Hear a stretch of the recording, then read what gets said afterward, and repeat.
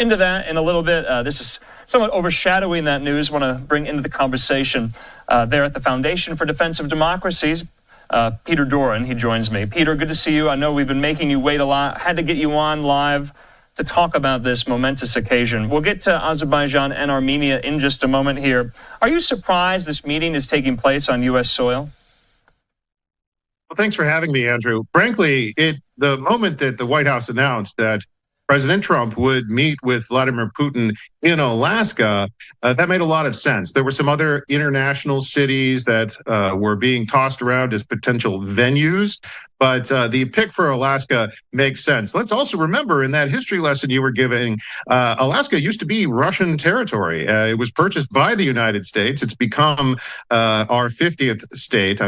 Well, it joined in the 20th century, but the venue is important. More than that, though, this is perhaps the highest stakes meeting that President Trump has had since he took office for the second time in January. He is going to have make a decision at this meeting whether or not he accepts a fair deal from the Russians or he walks away from a bad deal that Vladimir Putin might put on the table. It's going to be a hard choice for him to make in the middle of these negotiations next week. But do you think that's going to be on the table in this introductory meeting, this first foray? You think they're going to meet that all out?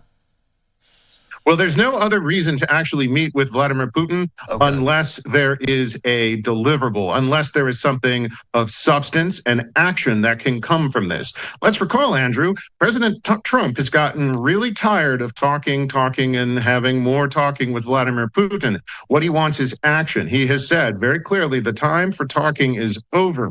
We also had indications that perhaps maybe the Russians have offered to trade land for peace.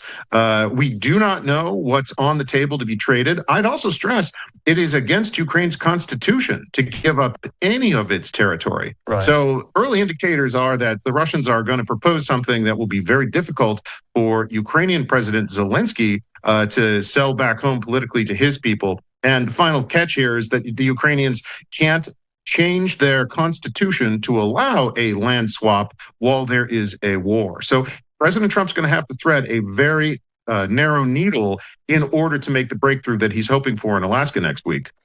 Peter, you've made the case in many of your writings that throughout the course of the last almost 7 months of the Trump 2.0 administration, Putin has been just tapping Trump along, not budging very much here. All indications point to, in what you've described, that there's going to have to be some give or take, some leeway, that Putin is going to have to bring something to further this along. All along in our conversations and in our reporting, a lot of experts like yourself have told me Putin is not serious about ending this war. He doesn't want to. And I think that's the trap that Trump must avoid when he meets with Putin in Alaska. Let's recall, as President Trump has been having a phone conversation, sometimes 90 minutes, sometimes 2 hours long. It's a long call between heads of state. Vladimir Putin has been launching missiles and attack drones against Ukrainian cities, all the while talking peace on one hand and attacking the Ukrainians on the other. President Trump very clearly does not like this game. And the way I think it helps to understand, Putin would be delighted to keep Trump on a diplomatic merry-go-round, spinning and spinning in circles and not making any progress. Trump is going to have to break out of that cycle. But most importantly, he's going to have to be like Ronald Reagan, negotiating with Mikhail Gorbachev back in the 1980s. You may recall there was a bad deal on the table. Reagan had the courage to walk away from that bad deal in Reykjavik, Iceland, and Trump may have to do the same if it's clear Putin is not serious about truly ending this war. But Trump is very transactional in nature. He wants to end the war. So how might we be so sure that he would walk away from a bad deal? He seems to just want a deal. And that is a card that Vladimir Putin hopes to play. Okay. But let's recall here, though, that Putin doesn't really have a lot. He is facing significant economic consequences that Trump has announced. These would include very punishing tariffs on all countries who are buying Russia's oil and gas.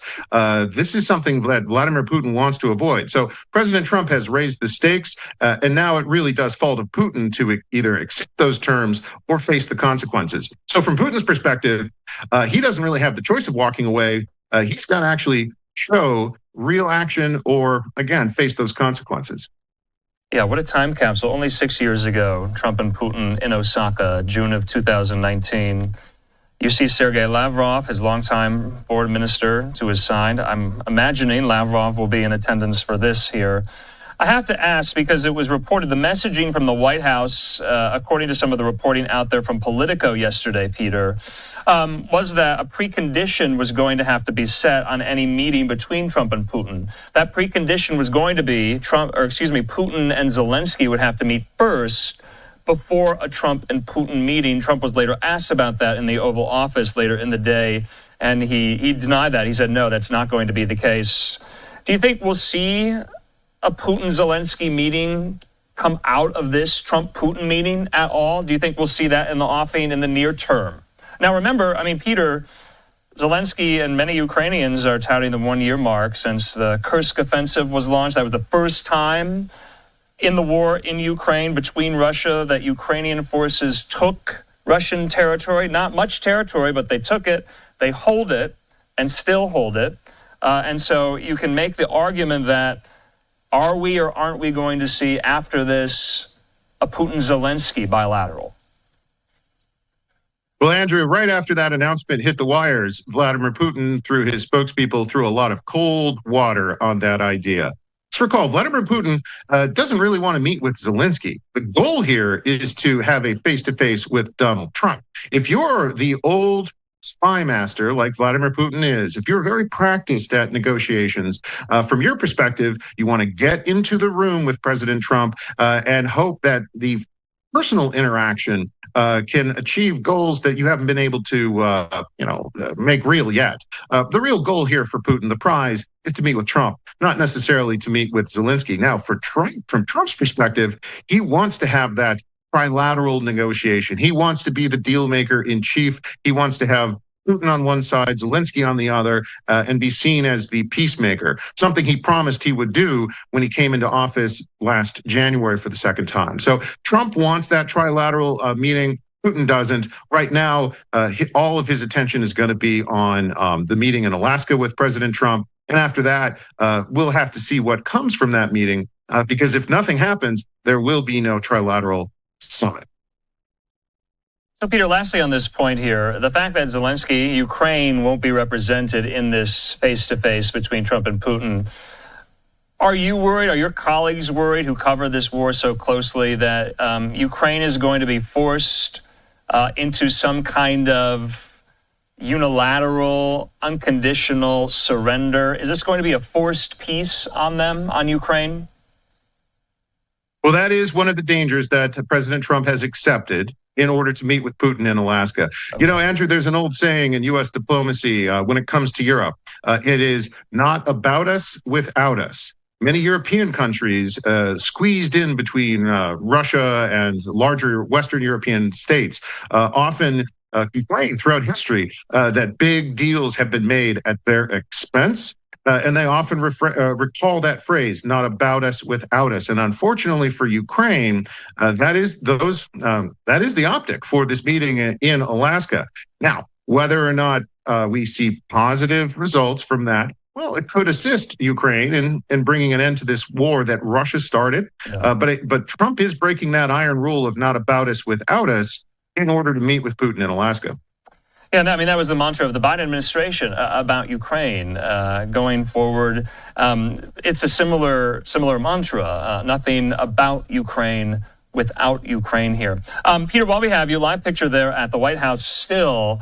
Your expertise, want to get to that, some questions there. The president today convening a peace summit at the White House with the leaders of Armenia and Azerbaijan that is meant to help end decades of conflict and reopen key transportation routes while allowing the U.S. to seize on Russia's declining influence in the region. So we're about to show this to our viewers in case they missed it live. The two countries in the South Caucasus region signing an agreement that will create a major transit corridor that will be named the Trump route for international peace and prosperity. Now, that route will connect Azerbaijan and its autonomous exclave there, the Nakhchivan exclave. They're separated by a 20-mile-wide patch of Armenian territory. The demand from Azerbaijan had held up peace talks in the past. So, Peter, you study this region of the world very closely. Would you characterize this as a peace agreement between Azerbaijan and Armenia? Or is it more than that? Is it less than that? And lastly, what is Putin thinking about these leaders at the White House today reaching this agreement? Well, it goes without saying, everything a president does is historic, but this truly is a historic day. This is a day when we watched history being written in real time at the White House. So what has essentially happened is that for 35 years, ever since the collapse of the Soviet Union, you have two countries, they're neighbors, and they do not get along, Armenia and Azerbaijan. They have very old grievances on both sides. And over the last 5 years, there were two short but very bloody wars. We could even call them military operations, but Azerbaijan attacked and Armenia lost both of those conflicts. So both sides have now come to the conclusion fighting is not the solution. And at this precise moment, Russia is distracted, Andrew. Russia is focused on Ukraine. Ukraine is grinding its military down to the nub, so to speak. So the United States is moving in, expanding our interests in this critical part of the world that is rich in oil and natural gas, wedged in between Iran and Russia. And the United States is the peacemaker. Once again, President Trump has shown he is the peacemaker in chief. He certainly deserves a lot of credit. And the bottom line here is Russia and Iran are the big losers, while the United States, Armenia, and Azerbaijan are the big winners from today's framework for a future peace. We're just watching the arrivals of these world leaders from earlier today. And Peter, before I let you go, I do want to take stock of this because I think it's worth noting the flurry of diplomatic achievements, I'm going to call them achievements, over the last several months with this Trump administration. You're talking now about Armenia and Azerbaijan. Just in the last week, Cambodia and Thailand, and before that, India, Pakistan, before that, the Congo and Rwanda. Byron Donalds kind of encapsulates this in this post on X today. He even highlights more. He was going into the first Trump administration with the Abraham Accords in the Middle East there. Donald says, this is peace through strength and action, and the results are indisputable. A flurry of diplomatic activity, is it not, Peter? Final thoughts. It certainly is. And Andrew, if there's one person who certainly deserves to be nominated for a Nobel Prize as a peacemaker, it's getting harder and harder to say that Donald Trump certainly doesn't deserve to be nominated and to win that Peace Prize. He came into office. This was his goal. He said very clearly, this will be the legacy I leave behind. And it's certainly he's certainly demonstrated it with results since coming back into office. So I think the odds of a Donald Trump Peace Prize nomination are higher today than they've ever been. All right, Peter Doran with the FDD. Peter, thanks for going along with us tonight. Have a good weekend.